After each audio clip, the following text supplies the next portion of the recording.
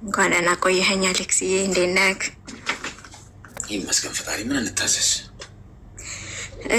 እኔ አሌክስዬ ማለት በሰው ብር ተከድቼ ነበረ 150,000 ብር ለሰው አበድሬ ማለት በጣም ለምወደው ሰው ምናምን ጓደኛዬ ሁሉም ነገር ለሚያውቅ 150,000 ብር አበደርኩት። ከዛ እሱ ካደኝ ማለት ነው። እሱ ካደኝ ያው ወሬዲ ትራንስፈር ያረኩበትን ወረቀት ብቻ ነበር እጄ ላይ ያለው። እሱ ደግሞ ጠበቃዎች ምናምንም በቃ የማይሆን ነገር ነው።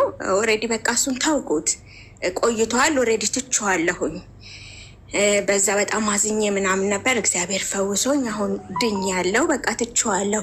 ግን አሁን በጣም የተቸገርኩት ምንድን ነው፣ በጣም ወዳቸው ጓደኞች የምላቸው በቃ እንደዚህ መካዴን የሚያውቁ አይዞሽ ምናምን የሚሉኝ መልሰው ብድር ይጠይቁኛል። 20,000 ብር 30,000 ብር በጣም 4-5 ጓደኞቼ ብድር ይጠይቁኛል። እኔ ደግሞ በጣም ስለምወዳቸው ማለት ማበደር አልፈልግም። ምክንያቱም በብሬን አበድሬ ነው ያንን ሰው ያጣሁት አይደለ? አሁንም ደግሞ ብሬን ማጣለው እነሱንም ማጣለው ብዬ ስለምፈራ ማበደር በቃ አላበድርም። ብር ስለማላበድራቸው ደግሞ በዛው ሼም ይዘኛል። በቃ ዘጋቸዋለሁ፣ አላናግራቸውም። እና በቀደም ደግሞ እናቴ በጣም ታማ ነበረ። እኔ አረብ ሀገር ነው ያለሁት። እናቴ በጣም ታማ ጴጥሮስ የሚሰራ ልጅ በፊት ተከራይቼ የምኖርበት ቤት የማውቀው ነው እና እባክህን ጴጥሮስ ላይ እናቴን እርዳት፣ እንደዚህ እንትን ልቧ ደክሞ እንዲህ እንትን ባትሪ ይግባላት ምናምን ተብሎ ከዛ እባክህን እናቴን እርዳት ቶሎ ሕክምና የምታገኝበት እዛ ውስጥ ስለምትሰራ ምናምን ብዬው በዛ ማውራት ጀመርን ማለት ነው ከልጁ ጋር። ከዛ በቃ ችግር የለም እኔ እስከ 6 ወር እስከ 3 ወርም ቶሎ የሚገቡበት ላይ ካገኘው ረዳሻለሁ ምናምን ተባለ። ከዛ እግዚአብሔር ይመስገን እናቴ ደግሞ ጳውሎስ ነው ምናምን ተኝታ እዛ ህክምናዋ እየተከታተለች ነው። እናቴ ተሻላት። ከዛ በቃ ከሱ ጋርም ትቼዋለሁ ኦልሬዲ። አሁን ትላንትና ጠዋት ምን ይለኛል ቦይስ አደረገልኝና ማዘር እንዴት ናቸው? ከውጭ ሀገር እንደዚህ ዶክተሮች መጥተው ልብ እየሰሩ ስለሆነ እናትሽ መምጣት ከቻሉ ይምጡና ይሰሩ ምናምን ሲለኝ አይ እግዚአብሔር ይመስገን አሁን እናቴ ተሽሏታል፣ እዛው ጳውሎስ ክትትል እያደረገች ነው ምናምን አልኩት እና በዛ ዘጋ። ትንሽ ቆይቶ ደውሎ እባክሽን 20,000 ብር አበድሪኝ አለኝ። እና አሌክስ እኔ ምንድን ነው ማድረግ ያለብኝ? ከሁሉ ሰው ጋር በእንደዚህ አይነት ምክንያት እየራቅኩ ነው። ሰው ማናገር እየፈራው ነው። ከማንም ጋር ስልክ አልነጋገርም። እና ምንድን ነው ማድረግ ያለብኝ? ብር አለኝ ትያቸዋለሽ? አሌክሶ ብር አለኝ አላቸው።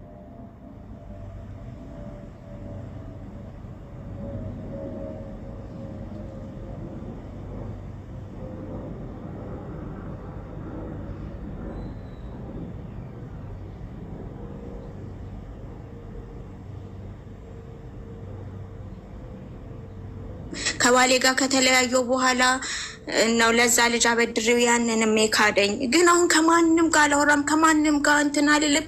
የምኖረው ብቻ ነው በቃ አረብ ሀገር፣ ከማንም ጋር አልደዋወልም። ግን በሆነ አጋጣሚ ብቻ እንደዚህ ወይ እንትን ላይ ቴሌግራም ላይ ፎቶሽን እኮ አይቼሽ ስታምሪ ምናምን አሁንማ አምሮብሻል ምናምን ብላ 1 ቀን 2 ቀን ያወሩኝና ከዛ ብድር ይጠይቁኛል። በጣም ወዳቸውን ሰዎች አሁን ማውራት እየፈራው ነው። እና እኔ ምን ላድርግ አሌክሶ? እድሜሽ ምን ያህል ነው? እድሜ 35። በዚህ እድሜ እኮ መካሪ ነሽ አንቺ። እሺ ሚውዝ አድርጊ።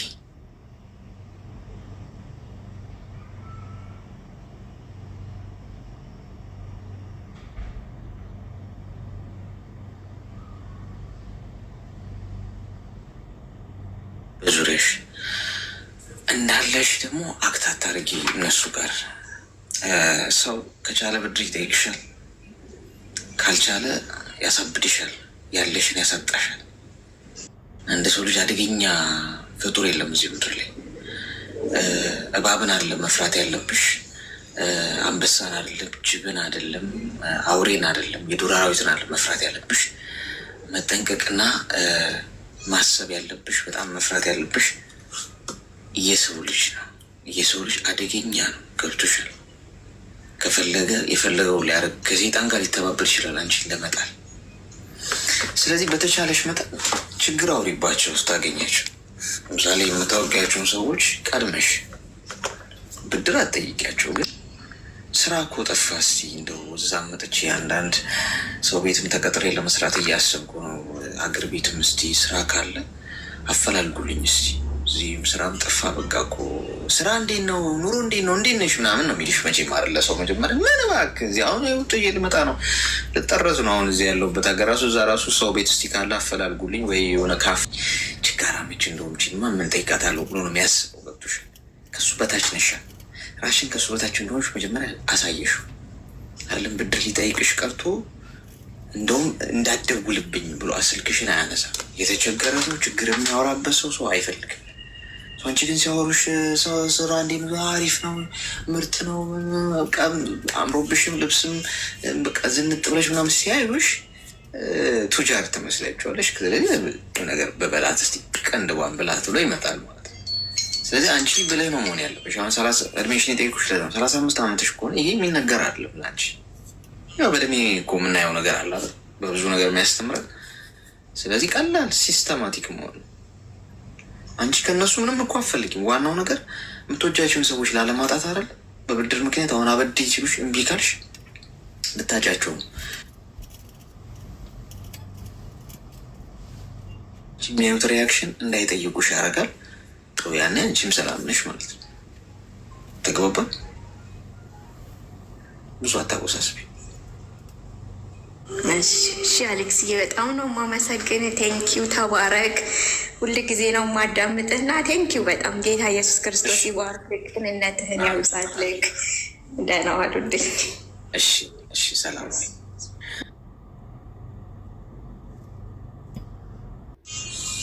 ቅድም ስለገደል ነው አንድ 5 ደቂቃ ምናምን ማየት እንችላለን። አንድ በጣም የጠናበት ትኩሳቱ የበዛ ልብ ምቱ በጣም የጨመረ የሙቀት መጠኑ ይሄ ደም ዝውውሩ በጣም ኃይለኛ አንድ ሲቹዌሽን ላይ ያለ ሰው ካለ አስገቡልኝ። ሄሎ፣ ጤና ይስጥልን። ከባድ ሁኔታ ላይ ነኝ የሚለን ሰው እንዘግታል አላደለድሉ። በከባዱ እኔ እንትን ላይ ነኝ፣ ኮማ የሚያስገባ ሁኔታ ላይ ነኝ የሚል እሺ፣ ነጊቢ እኔን ያልሽው ልሽ ሰላም ሰላም አሌክስ፣ እንዴት ነህ? እንኳን ደህና መጣሽ። እንኳን ደህና ቆየችው። ምን እንታዘዝ? በመጀመሪያ ያው አንተን በጣም አድናቂ ነኝ። ብዙ ጊዜ በቤት በሰዓትን ተጠባብቄ ነው የሚገባው እና በጣም አድናቂ ነኝ። አሁን ላይ ግን ትንሽ ነው ግራ ያጋባኝ ነገር እና ያንተን ምክር የሚያስፈልግብኝ ሰዓት ላይ ነኝ። እሺ ንገሪ። ግን ደግሞ ፈርቻለሁ። ምንድን ነው የምትፈሪው? አስፈራለሁ እኔ? አንተ ተስፈራ። ጠይብ፣ እኔ አሁን ያለሁት ውጭ ሀገር ነው። እኔ ሳኡዲ ነኝ። ከዚህ በፊት ትዳር ነበረኝ። ያኔ በቤተሰብ ነው ያገባሁት በ15 ዓመት ያገባሁኝ። ያው ወለድኩኝ በቤተሰብም ቢሆን ያው እንግዲህ ለምጄ ወልጄ ነበርና ያው ከባልተቤቴም ጋር ተለያይተናል። አሁን ላይ ከወለድኩ በኋላ ማለት ነው። ከተለያየን ትንሽ ቆየን። 4 ዓመት 5 ዓመት የሆነን ነው ተለያየን። ከዛም በተለያየንበት ሰዓት ላይ ያኔ በመጀመሪያ ብዙ ግብቡነት አልነበረንም እና ከተለያየን በኋላ ግን እንማለስ በጣም ብዙ ጊዜ ይጨቀጭኛል። ሀገር ቤት እያለሁም እዚህ ከመጣሁም ሌላ ሰው እንደዋራ ምናምን አይፈልግም። ሰዓት አይሰጠኝም። ማስለን ስወልከውም በሌላ ስልክ ይመጣልና ብቻ ጊዜ አይሰጠኝም። ለልጅም ስል ምናምን ይላል። እኔ ደግሞ ጭራሽ አሳልፍኩት ስቃይ መድገም ስለማልፈልግ ወንድ ሁሉ አስጠልፎ ነበር። በሱ ምክንያት እኔ ወንድን አልቀርብም ነበር እና በተፈታሁበት በ4 ዓመት ውስጥ ከማንም ወንድ ጋር እኔ ማውራትም አልፈልግም፣ አለዋራም። ጠይም ከዚያም ከወንድ ርቅ እያለሁም የሆነ ጊዜ ላይ ኢሞ ላይ የሆነ ስልክ መጣ።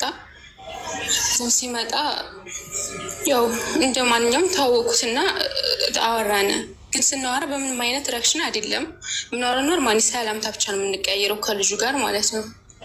ሰላምታ የተቀየርን እያለ እኔ እንደዚህ የፍቅር ታሪክ ምናምን አልፈልግም፣ እንደዛ ከሆነ ራቀኝ፣ አልፈልግም እንዳትደውልኝ ምናምን ስለው ችግር የለውም እኔ በጓደኝነት ኖርማሊ እንቀራረብ ምናምን ሲለኝ እሺ በኖርማሊ እያወራን እያለ ፍቅር ጥያቄ አንድ ጊዜ ከ4 ወር በኋላ 4 ወር 5 ወር ካወራን በኋላ ፍቅር ጥያቄ ጠየቀኝ። እማትቀበይኝ ከሆነ ቦልኪኝ ሲለኝ ኦኬ ብዬ ቦለኩት። ምክንያቱም እኔ ፍቅር ጣጣ ውስጥ መግባት ስለማልፈልግ አሁን ባለሁበት ደረጃ ላይ እኔን ራሴን ማስተዳደግና ማደግ ነው የምፈልገው። ፍቅር ብዬ መጃጀልና እንደዚህ ማለት ብዙ ጊዜ አላማ አልነበረኝም ነው ማለት ነው። በሰዓቱ ላይ እንደዛ ብዬ ልጁን ቦለኩት። ከዛም ቦልኪው ያለ ያኔ የፈታሁት ባሌ ፕሮፋይል ሰቀለው ያንን ልጅ የማውቀውም ልጁ ጋር እኔ በፎቶ እንተዋወቅም ያኔ እንትን ነው ልጁ ጋር ማንተዋወቅበት ምክንያት እኔም ፎቶን አልክለትም፣ እሱ ግን ፕሮፋይል ይሰቅላል። ፎቶን አይልክልኝም ግን ይሰቅላል። አየዋለሁ ኢሞላይ ሲሰቅል ፕሮፋይል አድርጎ ማለት ነው። ያንን ልጅ የፈታሁት ባሌ ፕሮፋይል አድርጎ አገኘሁት። ሰው ነግሮኝ ብሎክ ነን፣ እኔ እሱንም ብሎክ ነው የማደርገው። ሁሌ ሰው ሲነግረኝ ገብቼ ሳየው የዛ የልጁ ፎቶ ነው። እንደገና በጣም ተናደርኩና ልጁን ከብሎክ አወጣሁት። ከብሎክ ካወጥቼው ምን ነበር አላማ? ያ ሁሉ 4 ወር ስናወራ ለጅረባ ከሆነ ለምን ያኔ ጓደኝነት ልቅረብሽ ለምን አልክ? በመጨረሻሽ ፍቅሬን ታልተቀበልሽኝ በአንቺ መሰቃየት አልፈልግም ፖሊኪ ለምን አልክ? ጅረባ ከሆነ 1 ቀን 2 ቀን ደውለህ ለምን አልሄድክም ምናምን ብዬ ልጁን ተጣላሁትና ሀምሼ እውነቱን ንገረኝ ምናምን ብዬ ስጠይቀውም እውነቱን አልነገረኝም። እሱ ነው የላከኝ ብሎ አልነገረኝም እስካሁን ድረስ። ሀምሼ ያን ሁሉ ቀርቶ እሺ ምናምን ብዬ ቦለኩት። ካሁን በኋላ ሁለታችሁም በህይወት እንዳትመጡብኝ፣ የራሴ ህይወት መኖር እፈልጋለሁ፣ አትረብሽኝ። እሱም ቢሆን የማይፈለግ መሆኑን ካወቀ ለምን በሌላ ሰው ብጀነጀንም ስለማያገበው እኔም መከታተል አልነበረበት ምናምን ብዬ ኖርማሊ በቃ አለፍኩት። ብናደድም ካለ ምንም አልመሰለኝም በሰዓቱ ላይ አለፍኩት። ከዛ ምን አሰብኩኝ፣ እንዴ ቆይ እነዚህ ሰው የምናስበው ነው ምናምን አልኩኝና እንደገና ወደ ልጁ ህይወት መመለስ ጀመርኩኝ። እንደዛ ከሆነ እስኪ ልጁ ማውራት አለብኝ፣ ሙምኪን ያኔ ለምን ፈልጎ እንደመጣ ማወቅ አለብኝ። እንደገና ሁለተኛ ከብሎ ካወጣሁትና ልጁን ማውራት ጀመርን። ማውራት ጀምረን ጥሩ ጊዜያቶችን እያሳለፍን እያለ ግን እሱ ያኔ በፍቅር እንደዚህ ጀመረ እንዳዲስ እንደዚህ ስናወራ በፍቅር ታሪክ ማለት ነው። ያው እኔም ደግሞ አለ አይደለ ያለኝን ጊዜ ለሱ እየሰጠው ምናምን በማደርግ ሰዓት ፍቅር እኔን ያዘኝ። ያኔ እንደ ቀልድ ነበር እንደዛ። ለምን እኔ አናዶኝም፣ እልህ ነበር፣ እልህ ነው ወደ እሱ ሊያስመልሰኝ የቻለው። ያኔ እንዴት በእኔ ህይወት እንዴት ለሴት ልጅ ጉድጓድ ሊምስ ይችላል? ያንኛው ኦኬ እንትን ብሎ ሊሆን ይችላል፣ ተናዶ ሊሆን ይችላል። ስልኩን ስለማላነሳለት ስለማላወራው እሱ ስለማላወራ በአንተ በኩል ሊያገኝ ፈልጎ ነው ምናምን ብዬ አልኩኝና ያው በዛ መንገድ ግን እኔ ፎቶዬንም አላገኝም በዛኛው መንገድ። ከዛ እልህ ያዘኝና ወደ ልጁ ህይወት እንደገና እንዳዲስ ገባሁኝ። እንዳዲስ ገብቼ ያለ ያው እኔ ወደኩኝ በፍቅር እኔ ተሸንፍኩ መጀመሪያ ማለት ነው። እሱ ቢያፈቅረኝም ታለ ግን ያኔ ተቆጣጥሮታል ራሱ እንደማንገናኝ ተስፋ ስላለው ያኔ አንገናኝ ብሎ ስለሚወስን ወድሻለሁ አፈቅርሻለሁ ግን መሀል ያለው ነገር ሄለናችን በጣም ከባድ ነው ምናምን ይለኛል። ከዛም እንደዛ ብለን ያው ትንሽ ጊዜያቶችን አስቆጠርን። በመጨረሻ ግን ያው የፈታሁት ባል ሲሰማ ሁላችንም አጣለን። ከሶስታችን ማስለን ትላለን ተራራቅን። አሁን ላይ በቃ እኔ ማስበው ስለሱ ነው። ምንም ነገር በቃ ሁሉ ነገር አስለን ስለሱ ነው። አሁን ላይ ማሰብ ሌላ ነገር ማሰብ አልቻልኩም። በቃ ስለሱ ባወራው የሰወራ ሳድር ደስ ይለኛል። እሱ ግን ላይ አሁን ላይ ግን እሱ ጋር አናወራም። ኦንላይን የዩት ራሱ መደወል አልፈልግም። ምክንያቱም አንድ ጊዜ ተራርቀናል፣ ደግሞ ልንኳን አንችልም።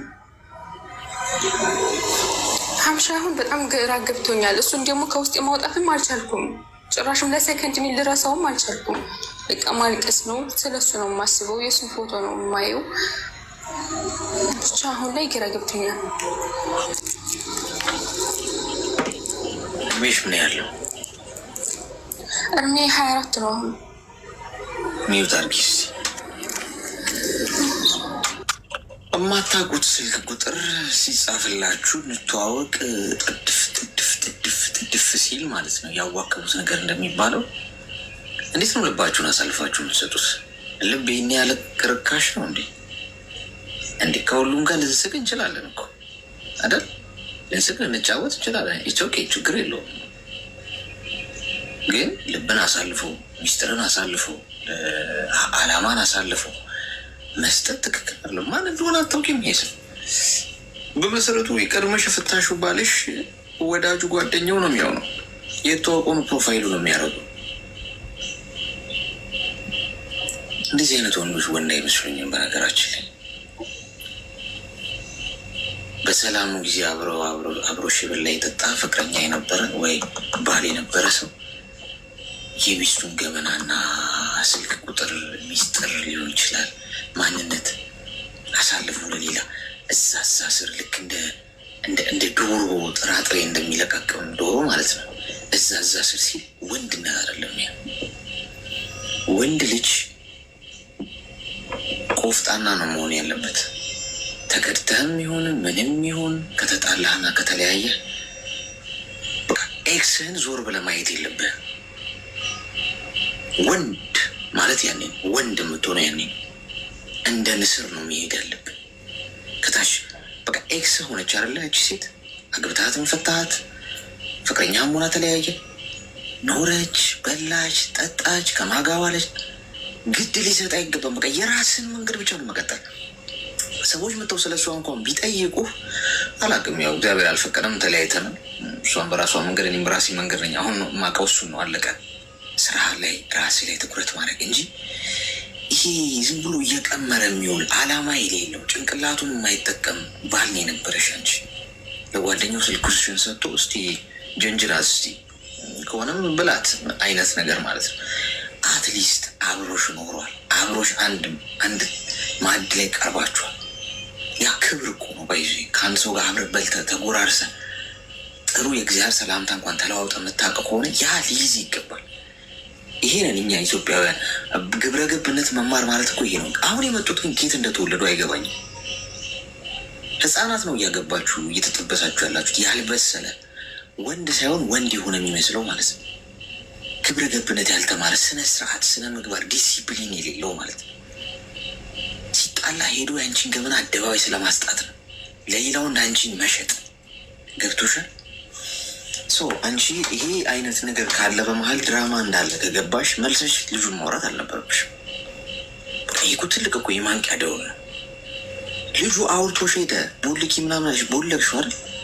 ከዛ የአንቺ የቀድሞ ባልሽ የእሱን ፎቶ ፕሮፋይል አደረገው ማለት አደገኛ ድራማ አለ ማለት ነው። መሀል ላይ እየተነጋገሩ ነው እየተጫወቱብሽ ያሉት። አውራት ዛሬ ምን አለች ምናምን ቮይስሽን አብረው ነው የሚሰሙት።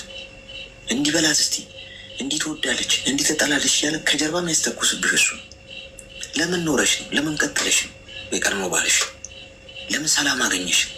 እስቲ ልሰልላት ነው ልወቅ እስቲ። አሁን ግንኙነት ውስጥ ነች፣ አግብታለች፣ ሲንግል ነች፣ ስለ እሷ ልወቅ ነው። ስለዚህ አንቺ ሙሉ በሙሉ አድራሻሽን ሰርዘሽ አዲስ ገጽ አዲስ ስልክ አውጥተሽ የራስሽን አዲስ ህይወት መኖር ነው ቁጥብ መሆን ያለብሽ። መረጃሽን ለጠየቀሽ ሰው ሁሉ መስጠት የለብሽም። አንቺ ማወቅ ለፈለገ ሰው አውቀሽው በትክክል የዛን ሰው ማንነት ካልተረዳሽ በስተቀር እርምጃዎችሽን መናገር የለብሽም። በጣም ጥንቁቅ ሰው ነው መሆን ያለብሽ። ሰው ሊያጠቃሽ ሲፈልግ በተለያየ መንገድ ነው የሚመጣው። እንደገና ደግሞ ልረሳው አልቻልኩም የሚል የእብደት እንደገና መቆሰል ከፈለግሽ ማለት ነው። ስለዚህ የኔ ሀሳብ ምንድን ነው? ሰውየውን ቦልኪው። ከዛሬ በኋላ አደገኛ ቀይ መስመር ላይ ነው ያለሽ፣ እየተጫወቱብሽ ነው ያሉት። ስለዚህ ይህንን ሰው ቦልኪው፣ ከስልክሽ አጥፊው፣ የራስሽን ህይወት ኑሪ። ተግባባ? ሻሌክስ በጣም አመሰግናለሁ። እኔ ያው እየሞከርኩ ነው፣ ግን እየሞከርኩ ነው የሚባል ነገር የለም። ኢሞ ላይ የተዋወቅሽው አንድ ጎረምሳ የቀናት ወሬ ሰው የእናቱን ሞት ረስቶ ይኖራል። እንኳን አንድ ምንም አቋም የሌለው ቁም ነገር የሌለው ሰው ቀርቶ። ተግባባ? እኔ ማለት ነው አግብቻለሁ አልኩ እንጂ እኔ ስለ ፍቅር ካሁን በፊት ምንም ነገር አላውቅም። እንዲሁም ስለ ፍቅር ካሁን በፊት ያሳልኩ ጊዜያት የለኝም። ያው በልጅነት የዳሩኝ እኔ ስለ ትዳር ሆነ ስለ ወንድ ሳላውቅም የዳሩኝ ያን ጊዜያት አለፈና ስለ ፍቅር ምንም አላውቅም ነበር። ይህን ግን በቀልድ የተነሳና ኤአይ የሚባል ነገር ደግሞ በጣም እኔ እሱ ነው የገደለኝ። ምር እንደዛ ሳደርግ በቃ እንደዚህ ጣጣ ውስጥ የማልወጣው ጣጣ ውስጥ የገባሁት ልጁን ጭራሽ አሁን ማለት ነው እኔ እንኳን አይደለም መቦለክ እሱ እንዲቦልከኝ አልፈልግም። ስንት ሰዓት ወጣ ስንት ሰዓት ወጣ ስንት ሰዓት ገባ። ያኔ ኦንላይን ሲጠፋ ይጨንቀኛል። ዝም ብሎ አልደውልለትም፣ አይደውልልኝም፣ አንደዋወልም። እሱ ከሆነም ደግሞ ሸር ማደርገውን ነገር አይተይ ይሄ ነገር ጥሩ አይደለም አይዞሽ ምናምን ያለ ልክ እንደሌላ ሰው እንደዛ ነው የሚያደርጉ። ያኔ የሆነ የሚያለቅስ ነገር ሸር ሳደርግ የሆነ ትረካ ነገር ምናምን አንዴ ምን ሳደርግ ነው ችግር ውስጥ የገባሁት ነው ያልሽው? ያኔ ኤአይ ላይ ሳቀናብር የሱን ፎቶ ማለት ነው። የሱን ፎቶ አስላኩትና ያን ፕሮፋይል መጀመሪያ ይሰቅል ነበረ የሱን የልጁን ማለት ይሄ ያፈቀርኩትን ልጅ። ከዛም ኤአይ ላይ ገባና አቀናብረዋለሁ የሱን ፎቶ። ከዛም እንደዛ ሳደርግ በጣም ችግር ውስጥ የሄዱን ጭራሽ ይህን ነው። በማቀናብርበት ሰዓት ሙዚቃዎችን የሙዚቃ ላዳምጥ ነበር ካሁን በፊትና ሙዚቃ ማዳምጥ የጀመርኩት በሱ ነው። ሀታ ሰርች እያደረግኩ ነው ሙዚቃ ማወርድ ማለት ነው። በምፈልገው አይነት ሰርች አደርግና አወርዳለሁኝ የሱን ፎቶ ጋር አቀናብረው ምናምን። በዛ ታይም ላይ ስራ በጣም ቢዚ ነኝ፣ ግን ባለኝ እንቅልፌን አጥቻ በሱ ነው በቃ እንትን የምለው ሁሉ ነገር የማሳልፈው። ከዚም ያን ሁሉ እያለ ያው ልጁ ከእኔም ከፈታኙም ባሌ ከሁሉም ጋር ተጣጥቷል። እንደዛ ነገር ያኔ ከእኔም ጋር የሚያወራም ያንኛውም ጋር ደግሞ በጣም ይዋደዱ እንደነበረ ምናምን ነግሮኛል። በጣም ያኔ እንደ ወንድማማች ምናምን እንደሆኑ ማለት ነው።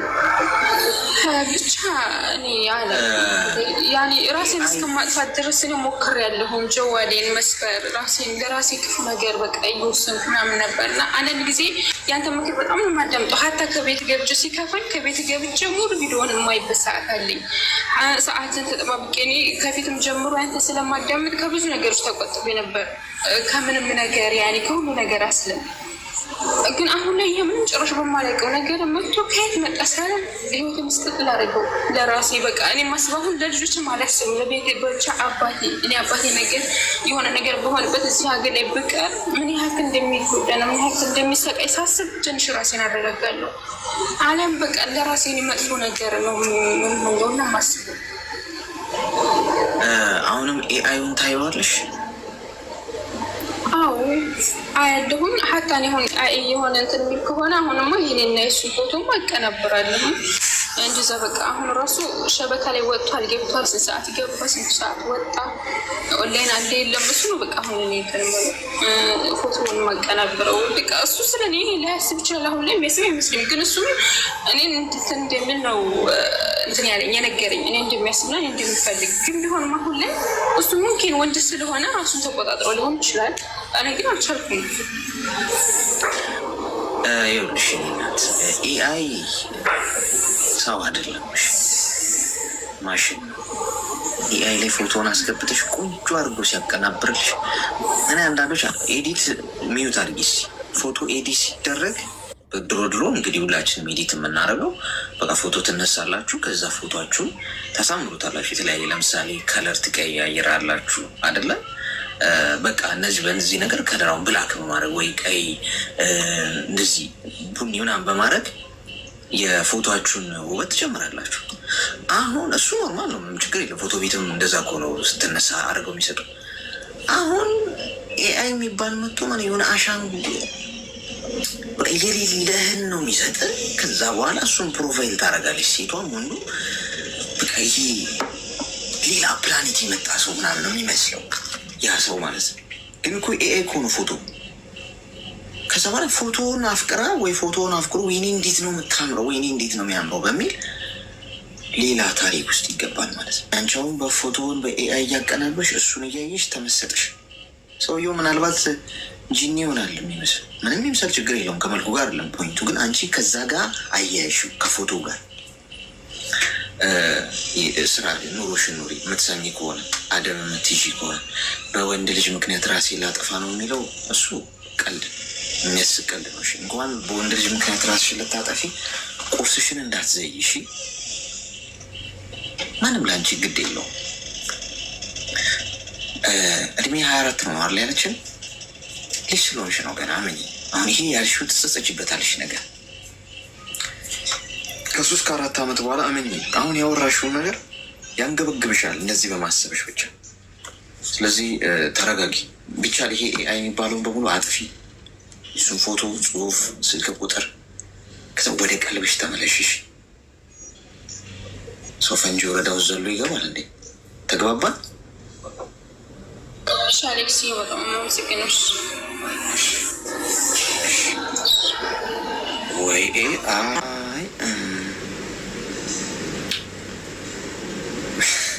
ኤአይ ነው እያፈቀራችሁ ያላችሁት። ማሽኑን ነው ብዬ እኮ ተናግሬያለሁ። እኔ ፌስቡክ ላይ ፍቅር ተለከፍኩ ነው ምስሉ የሚያወራችሁ። ይሄኔ እኮ ማሽኑ ይሆናል።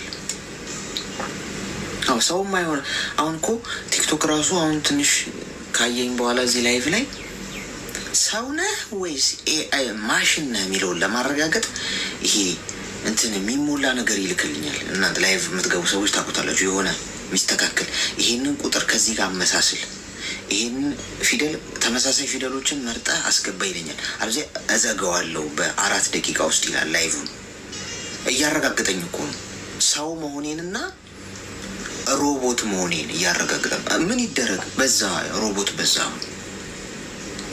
ከዛ ስሞላለት ያው ሰው መሆኔን ያውቃል ማለት ነው። እናንተ መጀመሪያ ሰዎች መሆናቸውን እወቁ ከመጀናጀናችሁ ፊት። አትሊስት ከሰው ጋር መጀናጀናችሁ ማወቅ ጥሩ ነው።